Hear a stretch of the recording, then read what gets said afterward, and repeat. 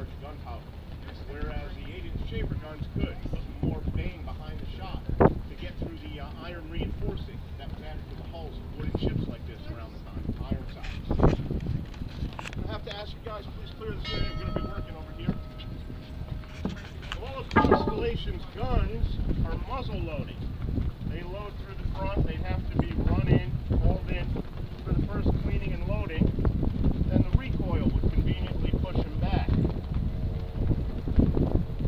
Now, our hands-on presentation here aboard Constellation involve a number of the ship's devices, all rather unique, and there's some risk involved with them. This one, however, is dangerous. This is a real cannon. It's called a gun aboard a ship, but it's a real cannon. Using real gunpowder and a live firing is very dangerous. So we follow very stringent safety protocols at all times. That's not good. Even I had fired this gun myself half an hour ago, cleaned it, covered it.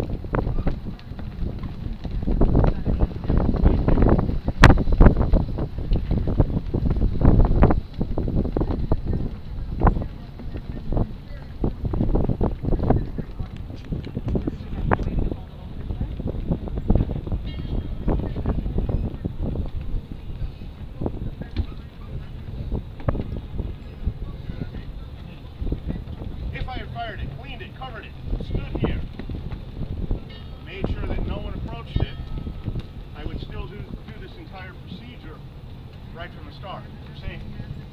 The first command that would have been given on a gun deck would have been silence on the gun deck, man the gun. Only the gun captain can talk, there's a lot of noise and smoke down there, often they used hand signals. Next command would have been cast loose and provide. Sounds interesting, but what does it mean? Well, casting loose is casting loose lines, or side cables in this case. These are used to run the gun out. There would have also been a train cable for running the gun in. Providing means providing these, the implements, cleaning and loading. This is a ship. Everything has a special name.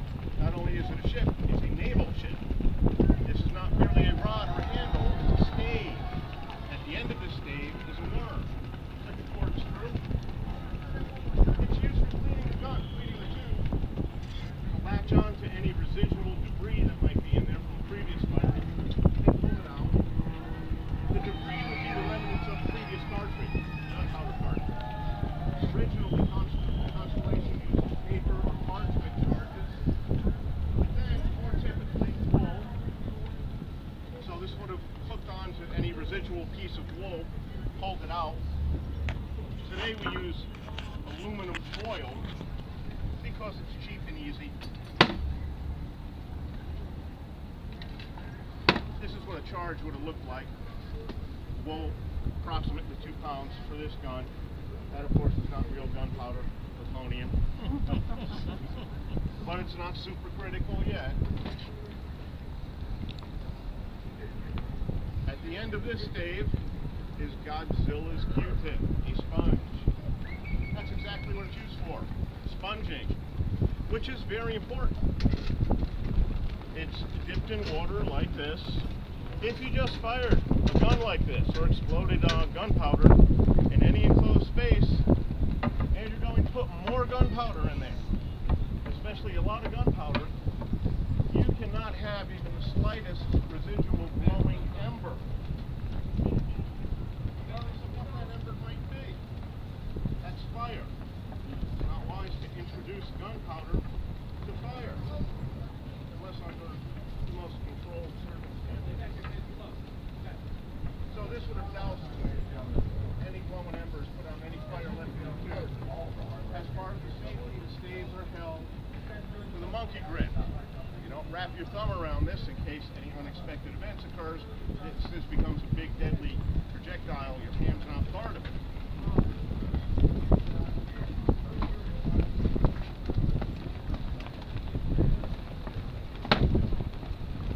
Here's the star of our show. This is a cartridge, gunpowder, black gunpowder, wrapped in aluminum foil. It has a tail because when I drive this thing home, I want to make sure it's standing up here at the base of the breech, the priming. more about that later. Here at Historic Ships, we are expressly forbidden from using more than 4 ounces or a quarter pound of genuine black gunpowder. I, however, am not very good with rules. I don't think that presents a very good show. This is the first dangerous juncture in our presentation. Please excuse me a moment.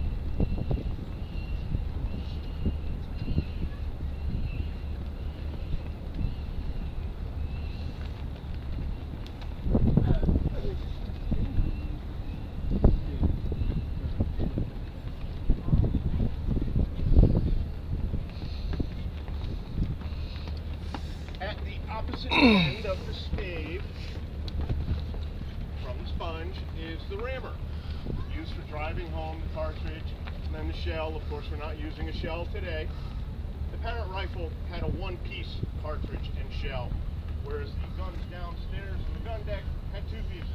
Excuse me again. Ram it home.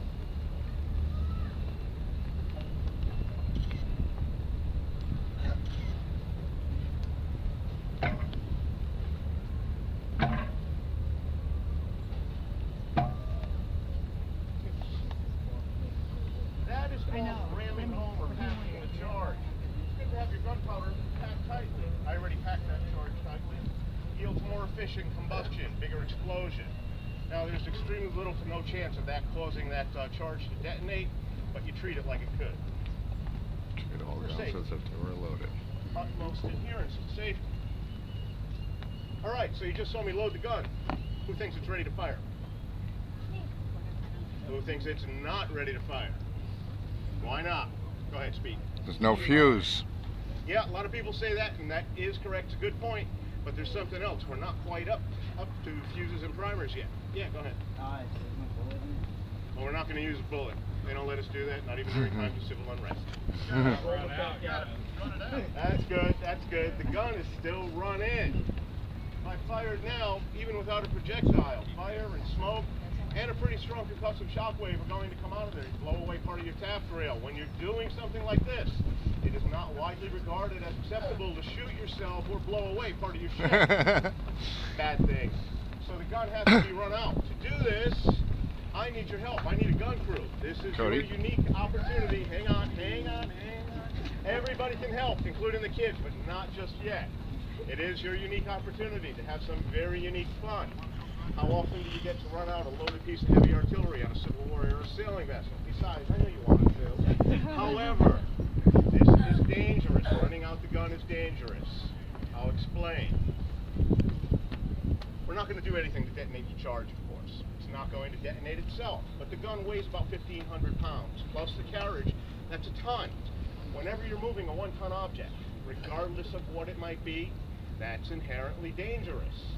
And we're doing so in an uncommon environment with a very unusual system of ropes. You just saw me dancing with one under a wheel here. So, your safety is of paramount importance, of course. I'm going to take real good care of everyone. Me, I stand next to this thing. So what we're going to do to be safe is follow the commands, the exact commands that they used on ships like this. And I'm going to demonstrate them. The basic idea here for your safety is real simple. Do nothing. And it's easy to do nothing. You do nothing. Listen to the commands and execute the commands. The first one is toe the line. Toe a line. You stand next to a line. Put your toes next to it. Put your hands behind your back and stop. It's a real natural tendency to want to rush up here. Grab the rope. Don't do that. You got that, guys? Don't run up to the rope and grab the rope. You toe the line. Put your hands behind your back. The next command is run out. That's when you pick up the rope. Now I know. This seems overbearing, obsessive, overkill. In a normal circumstance, sure, it would be, but this isn't a normal circumstance. This is dangerous. This is how your safety is protected. So toe the line, then run out. There's 2 commands to moving the gun. We're going to move it a little bit at a time, about a foot at a time. Heave. The first command is action. On action, you lean forward. Plant your feet firmly on the deck. Don't move your feet. I'm going to say that about 9 million times. Don't move your feet. And lean forward. By forward, I mean along the line. Don't bow reverentially to the gun. It's not going to confer final wisdom and free lunch. You won't be impressed. Besides, you're pulling the line. Action. Lean forward. Plant your feet. Take all the slack out of the line. When you pull this thing, you want to pull the 1-ton piece of heavy artillery, not the line. Brace yourself. On haul, stand up without moving your feet. That's wrong. You don't get a good pull. Worst of all, you go crashing into the person next to you. You could hurt somebody, fall over, hurt yourself. Don't move your feet. When you pull hard. It weighs a ton. I promise you will not offend or insult the heavy piece of artillery. And then stop. Always stop. We're going to repeat action haul several times. We'll go a little slow the first time, then we're going to hit it. And now is your unique chance. I need your help. I would be delighted to have your assistance with blowing something up today. Toe the line. Go ahead, brother. Now's the time. Toe the line. Don't pick up the line. Don't do anything. There's plenty of room for everybody. Nice. Anyone else? No, we're not firing it. I won't do anything to endanger you. Just listen to the commands. You'll be safe. Gun crew, run out. Pick up your line. Action. Lean forward. Take all the slack out. Get ready to pull hard without moving your feet. And haul. See what I mean? Stop. Action. Haul. Action. Haul. Action. Haul. That is well. Good gun crew. You are relieved. You may drop your line and a hand. All right. Ladies and gentlemen, nicely done. Tight. Tight. Now we pick this up again. No, they're gonna fire. What'd you think, Cody? Awesome. Oh. I thought they were gonna fire when we pull in. No, no bullets. Friend. I love using that line. This is a primer or a friction primer or an igniter. It's going to be our friend temporarily, and then it kicks off the show for us. It's a brass tube filled with gunpowder like a firecracker. It's sealed with a little bit of wax on the end. At the opposite end is a primer cap. Beneath the primer cap is a small amount of a very volatile, unstable, and thoroughly nasty substance known as fulminate of mercury. As a fulminate, it's very sensitive to sparks, to friction. That's why we have a priming pin there with an eye loop on the end of it. I'm going to attach a hook at the end of a lanyard or a line to the eye ring, give it a very sharp, very precise pull, hopefully do everything correctly, not generate a misfire. Pull the pin out, create a spark. That will greatly annoy the sensitive fulminate of mercury, which will ignite the gunpowder in the tube. Fire will shoot out the end, will travel down the vent tube, strike the gunpowder cartridge, at which time another chemical reaction should take place. Yes? That away. But I'm not firing anything out of it, just a real powerful shockwave. If you listen, you will be able to see fire and smoke. If you listen carefully, you'll hear an interesting sequence of events, but it's quick. Maybe about a quarter of a second. First you hear the primer go. Sounds like a firecracker. Then you'll hear a louder sound, probably, and you'll be able to hear it spreading out through the enclosed inner harbor area. This is enclosed and bouncing off the buildings. Clouds do help, so maybe we'll have some sound effects. Now I said, this is our friend temporarily. It's going to rapidly cease being our friend. It's going to come rocketing out of that vent tube at high velocity. It's also going to be very hot. It could fly overboard. It could land somewhere on the deck. There's no way of telling.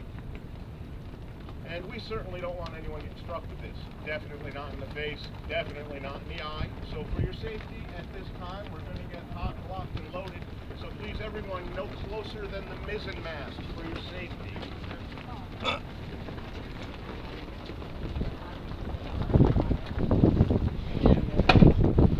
You recording it, bud? Yep. So am I. A little bit of gunpowder, a little bit of fire, touch a little bit of Here, why don't you gunpowder. stand in front of me? That way I'm not blocking anybody.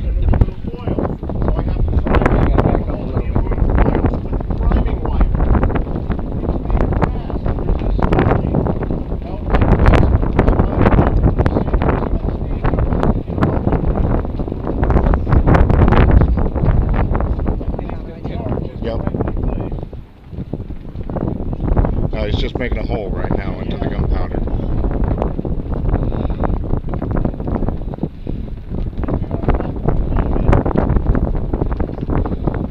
Now we put the ignition charge in.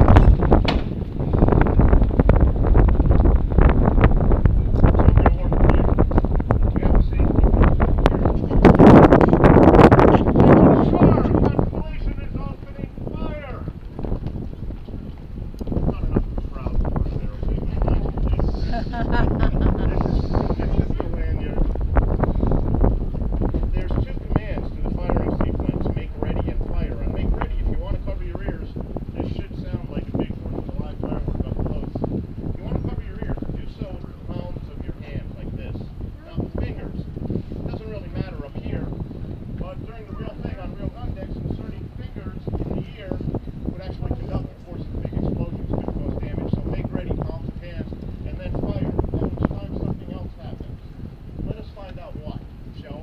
Make ready. Fire. You did, you heard, yeah, you did, yeah. Watch it back.